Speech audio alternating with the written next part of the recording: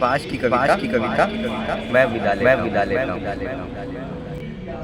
मैं अब विदा लेता हूँ मेरी दोस्त, मैं अब विदा लेता हूँ। मैंने कविता लिखनी चाही थी, सारी उम्र जिसे तुम पढ़ती रहती। उस कविता में महकते हुए धनिये का जिक्र होना था, ईख की सरसराहट का जिक्र होना था।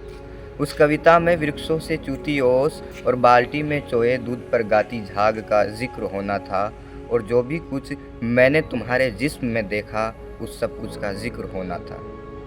उस कविता में मेरे हाथों की सख्ती को मुस्कुराना था, मेरी जांघों की मछलियों ने तैरना था, और मेरी छाती के बालों की नर्म शाल में से स्निग्धता की लपटें उठनी थी। उस कविता में तेरे लिए, मेरे लिए और ज़िंदगी के सभी रिश्तों के लिए बहुत कुछ होना था मेरी दोस्त। लेकिन बहुत ही बेस्वाद है दुनिया के इस उलझे हुए नक्शे से निपटना।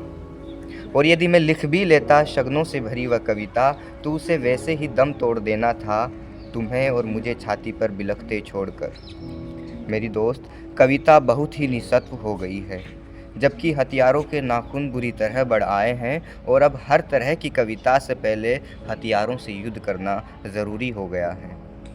युद्ध में हर चीज़ को बहुत आसानी से समझ लिया जाता है, अपना या दुश्मन का नाम लिखने की तरह।